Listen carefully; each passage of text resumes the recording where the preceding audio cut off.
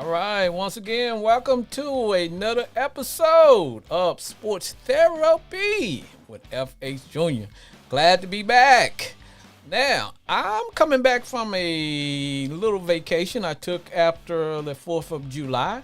Now, as you recall, I said there would not be a show the following week when I did my last show. So, we are back. We're well rested. I'm still rocking the Commander gear, still rocking the cool beard. And I'm still bringing it the way FH Jr. does.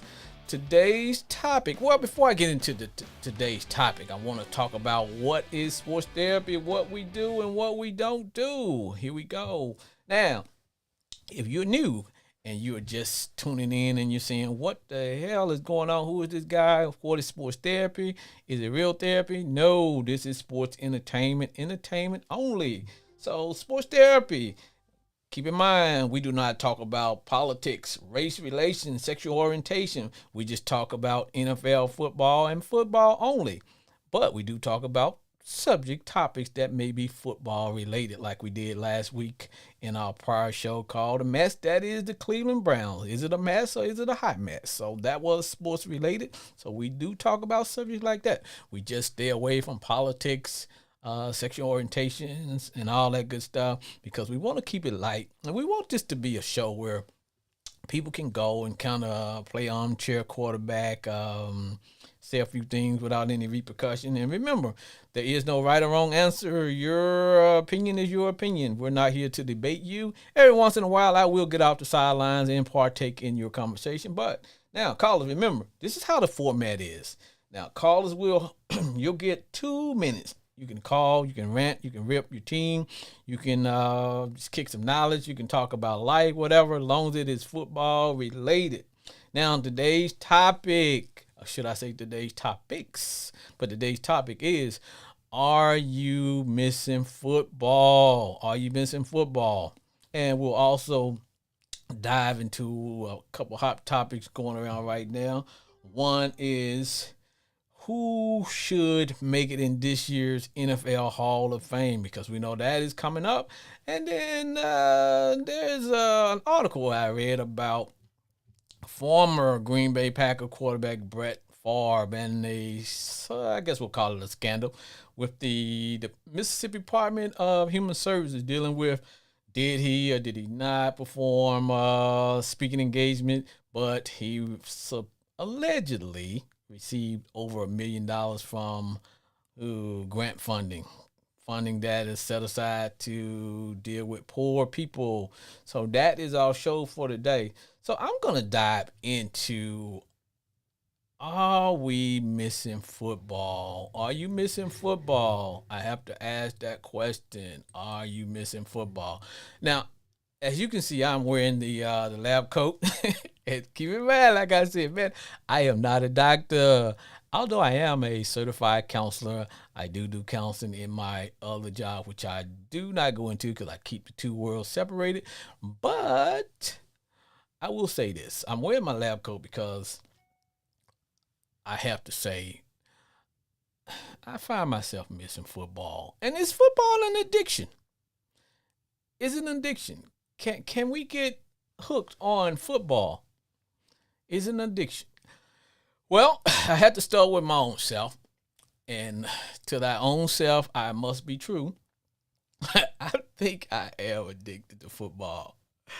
But I'm missing football, man. I'm missing football. I'm missing my Commanders. I'm missing my pregame ritual where me and my buddy, we call each other and say, hey, man, what's your game meal? Because we have to have a game meal before we get ready. So I'm missing all those things. I got so bored that I think I've cut my yard so many times. Hell, I found myself one time going out and watering my yard so the grass will grow so I can cut it. Because I had to ask myself, what the heck is going on, man? I'm missing football. Training camp is around the corner. But, wow. Because when football season is over, I'm talking about the NFL and college to football to a certain extent as well. Because that's like, what do I do with myself? That's the first thing I said. What do I do with myself? Because normally, like I said, I have my my ritual for which I get up early. I'm an avid runner, so I have to do my pregame ritual, which I get up and I'll go jogging. I try to stay with that, and then it's game time, and then I start off with some of the pregame, get the old pregame hype. Now, if I'm queuing, I may get ready to fire up the grill and do all those things, but it's getting my mind right because it's very important that you get your mind right. You have to get your mind right.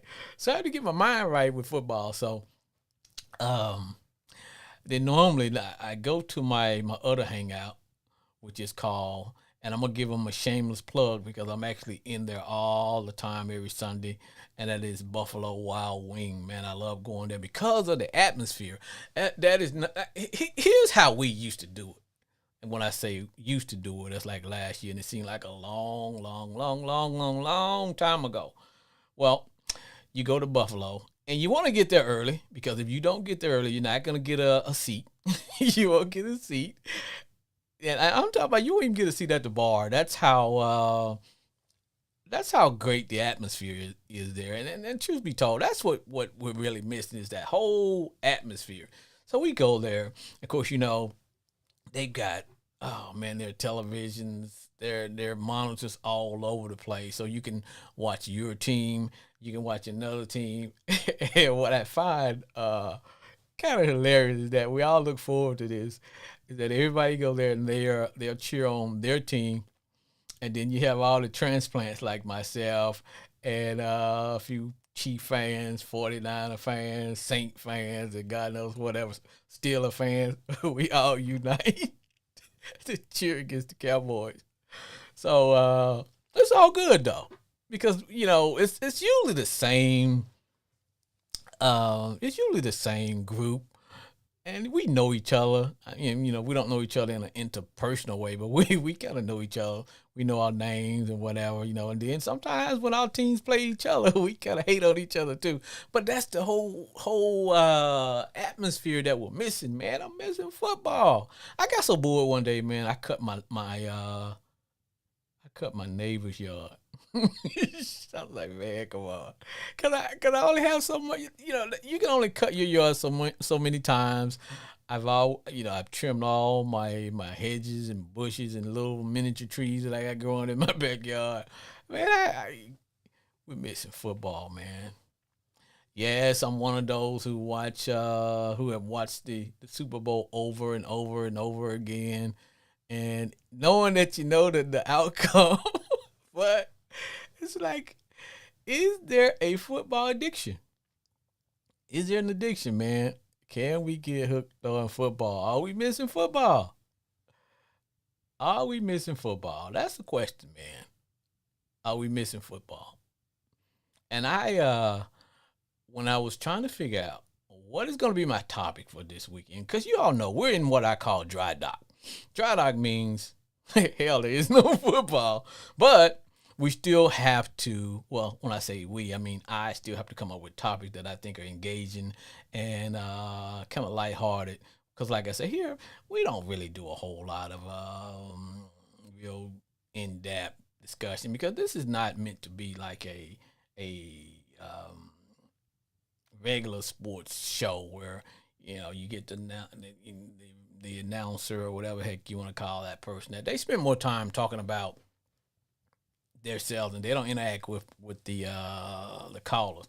And I think that's what makes my show kind of unique is because it is a caller driven show and I feed off of my callers. So, and I know that the time slot is probably not the greatest for now because now we're going to change our time slot when football season start, especially starting with I think we're going to be starting with preseason, and we're going to start going Monday mornings because that's going to be our real time slot. Our real time slot is going to be Monday mornings from 7 o'clock until 8 o'clock Central. That means we'll get all the fallout and the blowback from games that are played on Sundays. And that's how when I came up with the concept of sports therapy with F.A. Jr. That was my real Let me see the word I'm looking for. That was a real meaning of me starting the show. But hold on, I got somebody calling in. Let's see what we got. Sports therapy with F.A. Jr.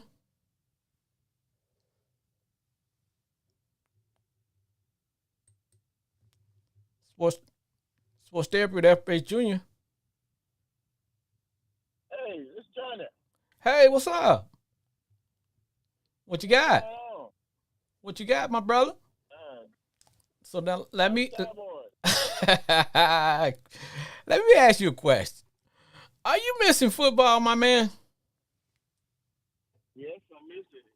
Tell me what you missing Ain't nothing about football. on TV. Huh? Ain't nothing on TV. Man, I know. But I know. but the D League, You know what? Summer League, it's gonna come to an end. So now let me ask you about that.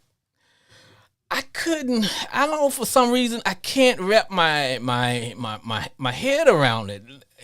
So how many of the games have you seen? I done seen about probably about 4 games. So what do you think of it? I just look at the guys come from Arkansas, and Golden State got a couple of them for Arkansas, and Oklahoma City. But it don't make up for that good old NFL, doesn't it? It doesn't. Man, whew, brother, I'm joning for some football, man. So now let me ask you this question: Well, do you think that there's such a thing as a football addiction? yes. You didn't even fight me on that. He's like, yeah. Like, I mean, man. Now, hey, what is your? Do you have like a routine that you go through getting ready for the when it's NFL season? You have a routine that you go through? Yes, every Saturday, especially college Oh yeah. Saturday. And see, people don't understand that, man. Yeah, It builds up on the NFL. You know what I'm saying? yeah, it do. What's your routine? Well, based it on Saturday, watch college football, and then some Sunday I can be at home, but most of the time I'm on the road and I listen to it on my satellite radio. So I'm pretty much listening to pretty much all of the games. So I got you, man. Now you talk about being on the road. Um, so now, when you on the road, how do you? I mean, I don't know what you're using as far as being able to get connected. Is it if the NFL package, or are you picking up the local?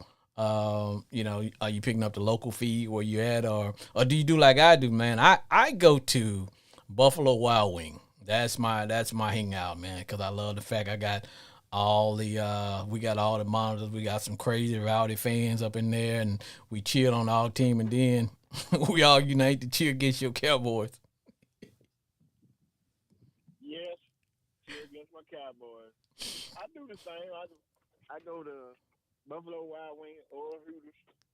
Yeah, I got you. I got you. But man, dude, we are hurting. We're fiending for some football. We got to have some football. And like you said, I don't got to the point where Yeah, I have to take my mind off of wanting to see football to I just start watching the NBA Summer League. yes, that's what I do. Watch that. Now let me get your opinion on this, brother Johnny. Now, as being a counselor, I always tell people that you cannot be a counselor and ask people, especially people to come in and talk about what's going on in their lives as far as emotionally, without being able to talk about some of the things that are going on in your whole life. And so, one of the other topics that we're going to talk about too, because I'm mixing them as people want to call in, and I can jump from all three. Um, Former Packer quarterback Brett Favre. I don't know if you may know about this story or not. Now, don't get me wrong. I love Brett Favre. I love Brett. But I've read an article. And the article says that Brett received. Now, the reason I'm saying this is because, see, I grew up in the great state. That's why I call Arkansas the great state. And we were poor. See, we were so see. There's a difference between being poor and poor. We were poor. We couldn't even afford the other R. But and I tell people too, my dad he left the family when I was like 3 or 4 years old. So my mom, mom was mom, and she was disciplined, she was whatever, but mom did the best she could do. But we received what we would call at the time welfare. Back in the day, that we would laugh and tease each other, but hell, we were all over, we were all receiving welfare. Now, um, now, Johnny, you might have been rich coming up, but I'm gonna ask you: do you remember that welfare cheese? Yes, I do. I ain't been rich. I ain't never been rich. Hey man, talk to me about that welfare cheese. Hell, it got us through. It sure did, didn't it? Oh, only thing that you could never do, man. You could never milk the welfare cheese down and make what is it? They make queso and all that. You weren't gonna, you wasn't fit to make no queso. But the reason I'm saying that is because I read an article where Brett Favre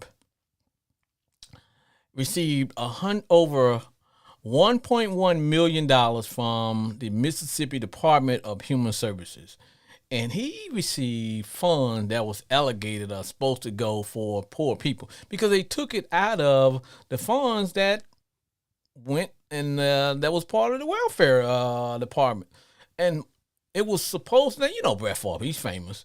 But he grew up in Mississippi. I think he played football for Southern Miss and all that. And I'm not really here bashing Brett as much as I am bashing this whole.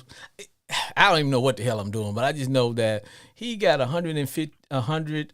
I'm sorry, he got $1.1 million to come out and speak to some kids. I think he was doing part of a maybe like a youth program. The only problem was he didn't show up. He didn't show up. He had several engagement. He never showed up, but they paid him over $1.1 million that they took from the welfare funds. Man, what do you think about that? Well, I think he should pay the money back, but his question to that is he say he paid Green Bay, Wisconsin, all his foundation. Okay. I mean, he paid back into Mississippi. So I think whoever was doing that should have caught it way before it got to their hands. I got you. Everybody know Brett Favre. Mm-hmm. So you heard about the story then, right? Oh yeah, I heard about the story. I heard about it. And like I said, I love Brett Favre too. Yeah. And so that's why when I'm bashing him today, man, I gotta have some Kleenexes here, man, because I might share a tear or two. Yeah, he took for the poor, he just And this is what Brett said, Johnny. Brett said he didn't know. He said that he didn't know that the money came from the poor. Now wait a minute, now Doc. You get money from any type of federal grant is always gonna go to the poor. Now let's be honest. When it comes to Mississippi, and I got kinfolk down in the SIP, I love going. I love crossing that bridge. you know, I can't beat my family member. We cross that bridge all the time. We don't go deep into Mississippi, but we make that little left. Johnny, you know what I'm talking about? I know what you're talking about. we don't go deep into the heart of Mississippi, but we cross the bridge and make that left. We go to the casino. But my point of it is, Brett said that he didn't know that the money was coming from poor people. And the reason I'm saying it because Mississippi, out of hell, they may have changed places, but last time I looked, they were the poorest state in the union. Now Arkansas, now we we're not the richest state. So when and times was hard growing up in Arkansas, so I can imagine what it's like in Mississippi. Like I said, I got kinfolk down there, I visit and whatever. But so Brett said he did not know that he didn't know that the money came from poor people. Now, anytime you taking money from a federal grant, what a federal do they have federal grants really target for rich people? No. Hell no. And he know that. He know that. Yeah. Now let me take you on a little tour here. Let me tell you how deep this is. So I was looking at an article before I came on because I wanted to make sure I had some. I like doing some research. Now I'm like I tell people, man, I'm just a good old country boy. I don't my knowledge I have is usually coming straight from the hip. But there was an article I read that says Brett used his fame and he used his fame to get favor to pull off welfare dollars. So now this article was written by a lady named Anna Wolf. Now this is an old article. It was written back on April the 6th of this year. It says former NFL quarterback Brett Favre had a way with Mississippi government officials. Whether the football star was looking for funds to boost a startup company that he thought would make him rich or lining to take credit for building a new volleyball stadium for his alma mater, which is Southern Mississippi. Says Favre knew he could count on Mississippi governor. Then this guy's name was Phil Bryant. He's the former governor. So Brett used his fame and he used that to kind of curry favor. Now, but first Brett said that he did not know that the money came from from poor people. Now, so they found, I guess, letters, text messages, or whatever, conversation between Brett and a guy that was working with him. Now, there was this guy. He was let me get one of my notes here. Now, this guy was he was a neuroscientist, guy named Jake Dellingerham. And they had a nonprofit business. Now, what they were going to do, now this is where I found out where this thing kind of got crazy. Because first I thought, I'm like I love Brett Favre, but I want to give Brett the benefit of the doubt. So I'm thinking, okay, maybe they all got confused as to Brett was supposed to be making these speeches and arrangements for these kids doing summer camp. I think that's how it started. And I'm like, okay, because NFL guys, former NFL guys are thinking, okay, maybe his schedule didn't jive. I'm thinking, okay, maybe they paid him up front. And that's not unusual. I'm like, okay, maybe they paid him up front to come and do these speaking appearances and stuff. And maybe his schedule just didn't jive. And, maybe he was going to well, I didn't get to do it, but I'll make up for it later or whatever. You know what I'm saying? But what I found out was that Brett kind of engineered this thing because he wanted to start a pharmaceutical company and he needed the money. So he teamed up with his friend, this neuroscientist, and they approached the governor, and the governor used his weight with one of his I think this lady was his wife friend, and she was over the money. So, but the bottom line is that they still had some plans for all of them to get paid on the back end. So they was using the grant money to pay each other as well as paying Brett. So. And Brett even said it in his article. He even said, "Hey, can you get this grant money to pay for this stuff?" And they were paying. Now, my understanding that it was over $5 million went to him. Yeah, I heard that. So Johnny, I don't know, brother, but hey, man, I appreciate you calling. I appreciate you listening to me rant and rip and all that good stuff. But hey, thanks for calling, man. All right, then, man. Oh, okay. All right.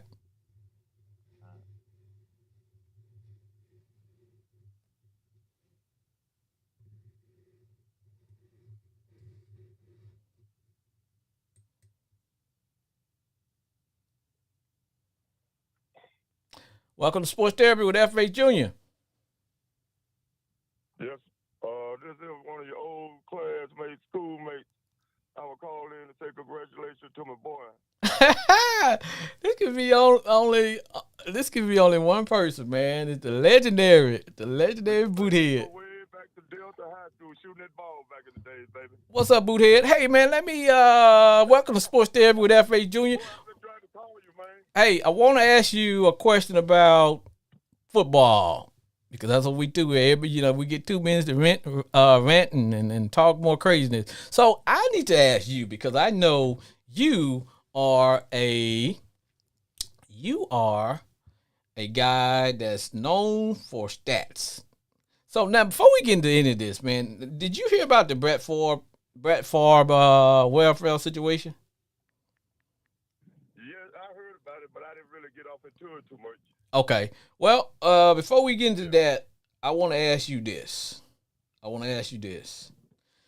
You know that the NFL, and I always tell people, man, I'm missing football. Are you missing football, brother? You know I am. I'm working on it now, man. Huh? Can't wait till the Steelers start busting heads this year. Oh, you're still a fan. Well, you okay with me, brother? Long as you're not a Cowboy fan. Long as you're not a Cowboy fan, you good to go with me. Frank, you know how we feel about them Cowboys. Hey, man, I tell my girlfriend, she's a Cowboy fan. I make her sit in the back during football season. You make her sit in the back, man. I don't want to have nothing to do with it. Hey, man, can you turn your volume up on your phone a little bit? Yes, sir. Hold on, partner. Yes, sir. Yeah, hold on. Can you hear me now? Yeah, I can hear you now, man. You sound like that dude for the phone commercial.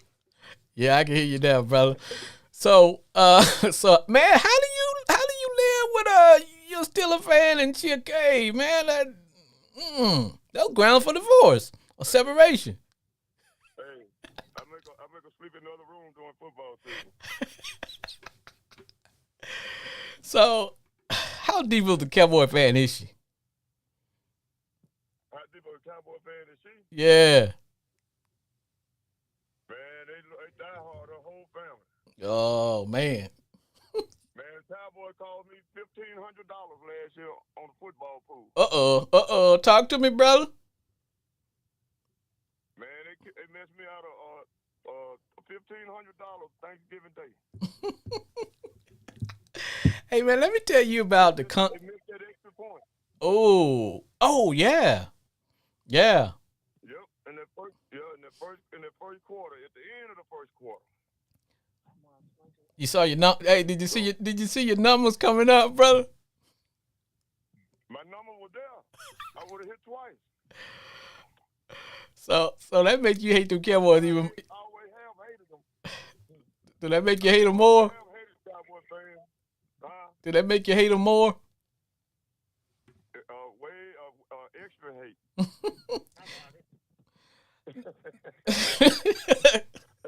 I'm like Stephen A. Smith hate. Oh, that's deep hate, man. But I tell my fans that I'm neutral. I tell them I'm neutral. I work with a lot of Cowboy fans, but hey, but let me ask you this question here, because see, I know you're a stat man. We got the NFL Hall of Fame is coming up, and what I did, one of the topics of the show is going to be, are you missing football? The situation involving Brett Favre and the welfare money from Mississippi, and we also were going to talk about the NFL Hall of Fame. Now, I want you, brother Glenn, aka Boothead, aka my classmate. I want you to tell me. I'm going to give you a list of candidates for the Pro Football Hall of Fame, and keep in mind they can only pick between 4 and 8 candidates. So I want you to tell me who should get in. Okay, you ready for this? I'm ready. Okay. You remember Ken Anderson, quarterback for the Cincinnati Bengals. Mark Clayton, wide receiver for the Miami Dolphins. You remember Clayton? Yep. Roger Craig. Should he get in? Yep. Then He'll went, be in. and then Randy Gaddishaw. See, I remember Randy. Now, Randy Gradishaw. now here's one that I thought was already in the Hall of Fame, and maybe over time. Now, when I say this name, it's gonna probably blow your socks off. Lester Hayes. Now He should have been in there. you tell me why Lester Hayes is not in the Hall of Fame. Lester Hayes, Mr. Stickum. Yeah, the one with the sticker. Yes. My opinion is, I think it goes back probably to some of their reputation. You know, I mean, I ain't saying he was a bad guy, but you know how the Raiders were back in the day. Well, They hell, fought on every play. Glenn ain't trying to get in heaven, man. Bro's just trying to get in the Hall of Fame. Yeah, but you know, Uh-huh. things different now. They won't.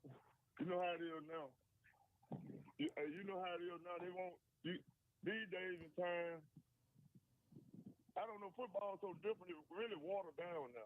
Mm-hmm. You guys like Lester Hayes, I think he should have been in there because him and Marcus Hayes. Hey, Marcus Hayes in there. I think he got in a couple years ago. Because I remember they was they were a tandem, and I think he got in a couple years ago. But Lester Hayes, if you really go back and look at it, he had some good seasons. Mm-hmm. He really didn't have Mike didn't have no more about 2 or 3 good seasons. You know what I'm saying? Mm-hmm. I got you. Most of the defensive backs, I got the Ken Houston's and the Mel Blunt and you know, I tell you another guy should be in there. He's not in there.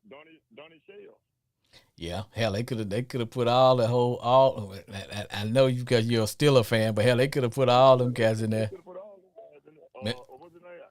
I don't think L.C. Greenwood. I don't think he was one. You know. Unless they just put him in there later.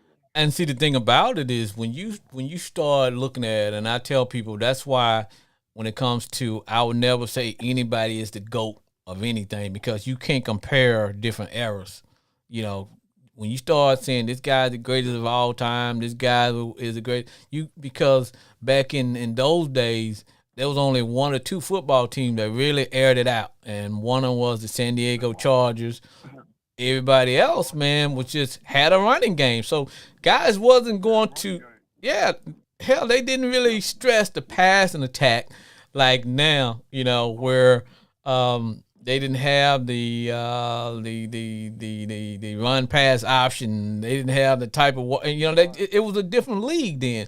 So sometimes when I hear people say, well, so and so he couldn't get in compared to some of these guys that played, say, in the 90s and 2000s. It was a whole different league back then. Because, like I said, they used to. You remember when? And I was talking to one of my callers a while back. Is that I remember the power running game was stressed. Sometimes, man, teams would go on a 8, sometimes 10-minute drive, and they would eat up an entire quarter. And the wide receiver may touch the ball one time on that drive. New Orleans Saints used to be the best at it. Yeah, shoot, now them Redskins, them skins were pretty good at it too, man. Cause they would run, they were just that power run game. The Redskins had one of the best running games in the NFL. Yeah. They didn't need no wide.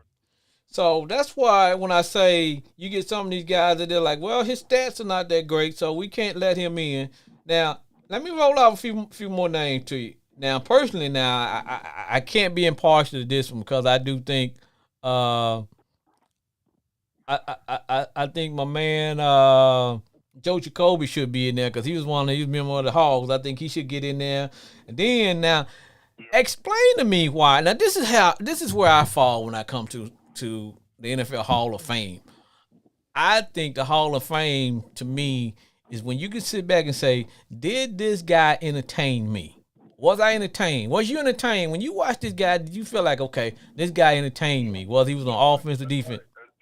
You know, now he could be an ex-murderer. I don't care because that had nothing to do with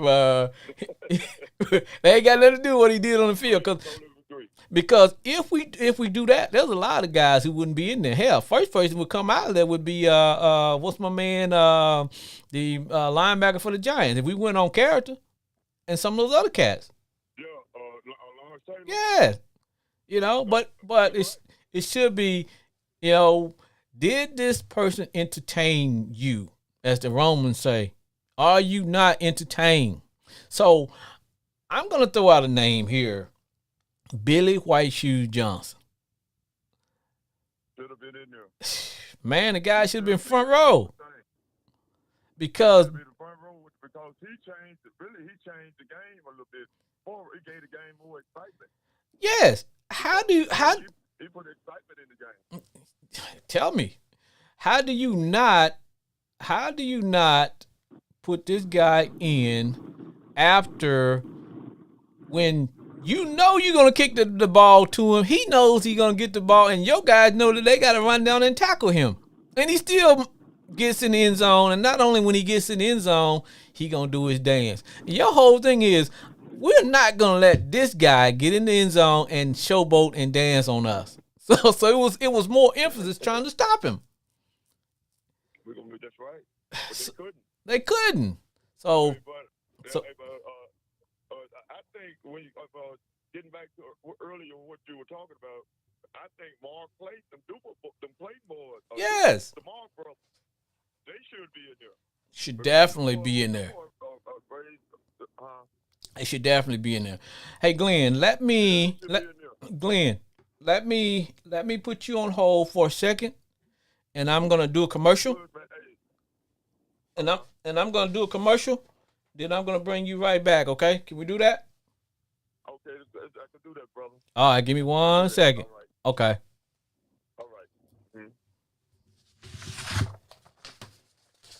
Talking to him, he got to talk to him. He got that text to talk to him. They don't get that text. They don't talk to him. Sports therapy, great TV.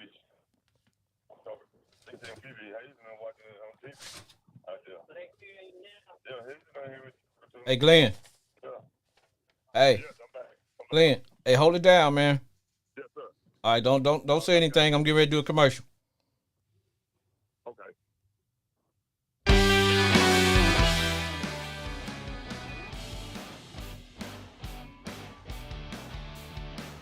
Hi, FH Jr. here for Train Touch.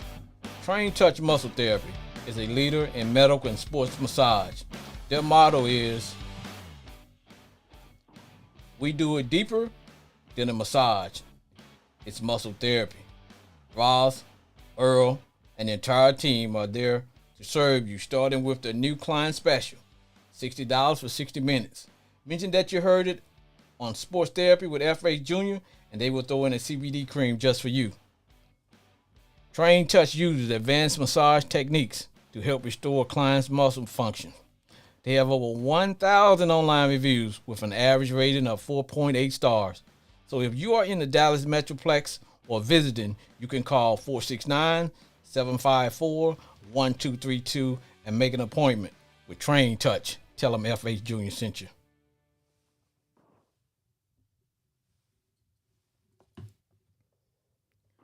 All right, Brother Glenn. Okay, I'm back again, brother. Man, good hearing, good talking to you, man. Hey, I need to now. We talked about Lester Hayes not getting in. Well, I wouldn't say not getting in. I'm saying he's not in now. So he made this last group, and then we talked about Billy White Shoe Johnson.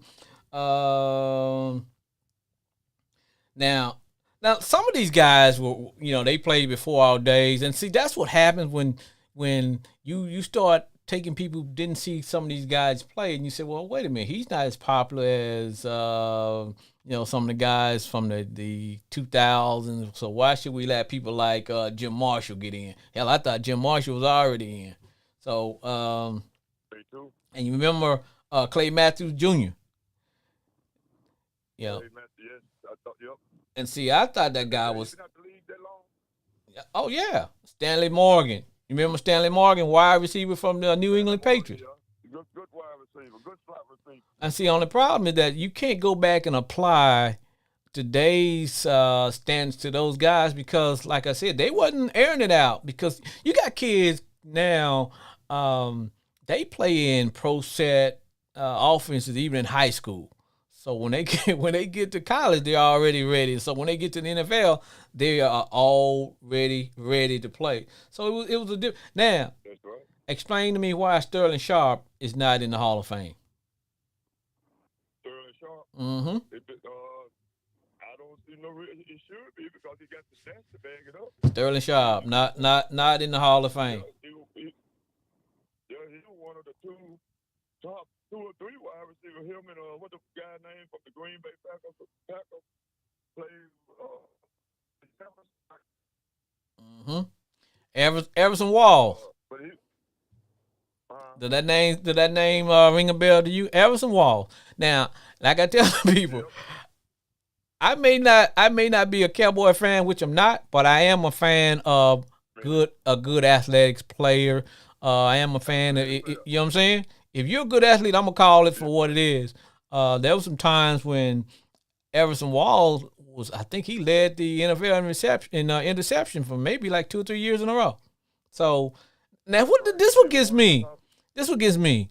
Not only is that brother not in the Hall of Fame, hell, he's not even in the Ring of Honor for the Cowboys. That's right. And I tell you another guy. But it kind of surprised he's not in the not the Hall of Fame, but the Ring of Honor with Tony Hill. Yeah, he's not there. Hell, Tony Hill played next to Drew Pearson. I don't think Too Tall Jones is in there. Too Tall Jones. I don't think he's in there. I don't either. I don't think he is. That's why I said, man, Dallas, when it comes to the Cowboys, they're just like Jerry Jones. So that's right there. Always helpful to me. But you know what the deal is on that, though. What is it? It's going always. What you think? I think Jerry Jones should have been in the Ring of Honor with the Cowboys. How you gonna make the Hall of Fame, but you can't make the Ring of Honor? You mean Jimmy Johnson? I mean Jimmy Johnson. That's what I mean. Jimmy Johnson. I'm sorry, Jimmy Johnson. Yeah. Now that final say as to who get in is left up to jury. And like I said, yeah, and I think rumor is that Jerry's gonna take care of his boys. The ones that came when he bought the team, the Emmets and Michael Irvin and guys like that. And I think those guys that were pre Jerry, I don't think he really look at them as being these are my boys. The Chuck Howleys and guys like that. And to me, like I said, I can see that helping too. Oh yeah, yeah. It's kind of like that in all sports right now. If you ain't got if they weren't there with you when you got there, they still gonna recognize you. But just like what you were saying a while ago. Oh yeah, definitely. When he came. Yeah, because that's how that's the only thing I can wrap my head around is the fact that you got guys like Everson Walls who I thought was already in there because I don't really follow, when it comes to the Cowboys. I hate on them. But I don't really follow who because but I was thinking that these guys were already in the Ring of Honor, but they're not, and I was kind of shocked at that. So now, did you hear about the Brett Favre welfare situation?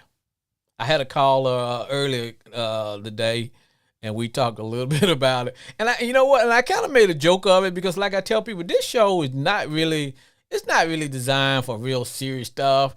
It's really designed. It's sports entertainment, almost like wrestling. For those who think wrestling, is real, it's sports entertainment. But as a kid, I always thought wrestling was real when I was a kid because you used to come over to my house, I go to your house and shoot, man, we gonna watch some wrestling. But I'm saying this because the real format of the show, and I'm letting you know this now, when the NFL season actually starts, we're not gonna be calling on. I'm not gonna be doing the show on on Saturdays at 11 o'clock. We're gonna do the show Monday mornings after the Sunday football games are played, because the show is designed for everybody to be a armchair quarterback. In other words, you call in, you get 2 minutes to either rant, and rip your team based on your team, or if it's a bad call or whatever. And that's where the therapy part of it comes in, is that you get to blow off some steam on your way to work. Now, I got my cussing bell here, Glenn. Just for folk like you, we're gonna be calling in cussing. You hear my cussing bell? You hear my cussing bell? I don't need no. No, you ain't gonna need no cussing bell. I'm trying to do better. But hey, Teddy go to talk about the Cowboys with me on a Monday morning. You might need one day. Am I gonna have to do this to you the whole conversation? Just let it go. Let it keep it ringing. I'm still kind of mad at my team because they could have went out and got a decent quarter. I ain't saying Trubisky not a good quarterback. He not. Hey, look, man. I'm gonna say what you can't say. I'm gonna say what you can't say. He not. That's what I'm talking about, man. And I hate to hear somebody say that. I hate to hear you say that, man. I know he's not, but I don't like to hear nobody else say he's not. So, hey, out of what's out there, I don't know, man. I just know it's just like, now, and we're gonna come back and talk about your team, but man, look who we picked up. I ain't too crazy about Carson Wentz, but let's talk about the Steelers. Because see, if you got a good defense, all you need is a bus driver as a quarterback. Or if you got, you know what I'm saying? Just drive the bus, baby. Drive the bus. Just follow your route. Drive the bus.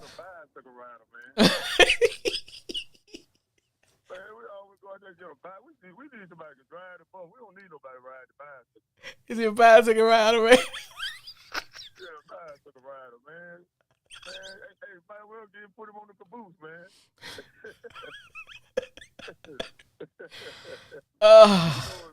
You know how it is, man, I don't know, man. Like I said, I just think. So, what do you think about Jimmy G, man? Would you think he been better? Huh? What do you think about Jimmy G? Hey, you know who I wanted us to get? People gonna laugh at me. Who? They're gonna say you crazy. I wanted them to get Jalen Hurts. We had a chance to get him. Reason why the people in Philadelphia got them a superstar coming. But you watch what I say, that boy is a winner. Everywhere that boy go, that boy had a different offensive coordinator every year since he was a freshman in college. And nobody ever talk about it. And you look at this guy, lost his spot, and never complained. And you look at this guy record with the Alabama, with the Oklahoma, and still put him in the college football playoff. You ain't gonna find that nowhere out the last top 10 quarterbacks come out in the draft. Even the number one pick, you ain't gonna find nobody did that in college. Oh man, you sound like you got some Eagle feathers on. You sound like you got some Eagle feathers on, man. You sound like a Philadelphia Eagle. That's my minor team. Oh, here we go. There we go. I had to break. I didn't want to say it, but it's kind of a minor team. I like Jalen Hurts is a winner to me. And, it's a lot of people want to judge and think everybody got to be the Tom Brady or Aaron Rodgers. Man, sometimes I'd rather have a winner. It ain't how good you is, how you lead your team. And really, Philadelphia had Carson Wentz. You see what happened with him. Yeah, no. I know. Whew. Now here's the thing about Jalen. Here's the thing about Jalen. What people don't understand about Jalen is when Jalen was playing at Alabama, it took a while for the coach there. What's my coach at Alabama? Sarkisian. No, for Alabama. Nick Saban. Yeah, Tricky Nick. It took a while for Nick to adapt to the game, because until Nick got like a younger offensive coordinator who spread the game out, Nick got caught up in the kind of like the old school NFC type of football, which is we just gonna stretch the running game, power you to death. And Nick brought in a new young offensive coordinator who see, back then he really didn't have to have those. If you notice, Alabama never really had great quarterback play during the saving early year. They just had basically a bus driver because their defense was so tough, their offensive line was so tough, and then they had the best of the best at every other position. Wide receivers. Hell, they had brothers in the freezer when it come to wide receivers. They could just unthaw one as soon as another one left. It seemed like with defense. So they really didn't stress the as far as going out and getting that quarterback, and then they didn't develop ones that came there. It's like, okay, they said this is gonna be your role. You basically gonna keep stick with what we got. And so that's why guys like Jalen Hurts didn't really get to develop at Alabama. So people thought, well, hell, he can't throw. So he goes to Oklahoma where they have a passing game, and he gets with the coach there, the coaching staff there, and they start to develop him as a passer. Now he was a little bit behind because he didn't get those first couple of years there. Because you just can't get off the couch and go throw the ball, and because at every position when you come to major college, you got cornerback now, they can read your eyes and whatever. So he just really learned how to be an actual passing quarterback when he got to Oklahoma. But he was only going to have 1 year there in that system. Like you said, from there he ended up moving on. He got drafted. So I think he's going to be only as good as his offensive coordinator is. And I think he is a winner. Now, I will give you that, and I will agree to that because I think he's the son of a coach. He's a winner. But see, I think if he stays with in that system, and if they stay with him long enough, then I think they may have themselves something there as a quarterback. But sometimes you know how it goes. If you don't win, coaches, offensive coordinators, hell, their job is on the line. So you know how that go. It's all about winning, brother. That's what it's all about. But I think football gonna be real good this year, man. I kind of really excited about pro football. I just can't wait to see what that AFC West with the Chargers, Broncos, I know. the Chiefs. It's gonna be interesting over there this year. I know. Now, I'm gonna tell you. Now, what do you think about my boy, man? He had to move out of his house, man. My man Mayfield. What do you think about him? Baker Mayfield. Yeah. I think Baker Mayfield is not a bad quarterback, man. But some of the little arrogant things he did, a lot. What I first found out about Baker Mayfield when he got in trouble up there in Fayetteville, Arkansas, for public intoxication. Now, that's average teenagers. Yeah. But sometimes that reputation. The first thing when I heard about that, because when I heard about that, first thing I was like, what the hell he doing in Arkansas? He used to be up there all the time from what I heard. Yeah, party like a rock star. Right, so that's a party town up there in Fayetteville, Arkansas. But when he first did it, I gave him the benefit of a doubt because he's a kid, typical kid, right. Do something stupid, right. From it, move on. Right. But when you get a certain age and you get to be the number one pick in the NFL, people got to understand. You got to do better. With a package, you got to do better. You got to do better. You got to carry yourself. You got to change, even whether you want to or not. You got people say, I won't change. You got to do better. The folks not giving you that much money for nothing. Yeah. You got to change and do better. You got to change. And after he got in another couple more, in the NFL, people kind of gave him a bad rep. I don't think he's a bad quarterback, but I just don't think Cleveland.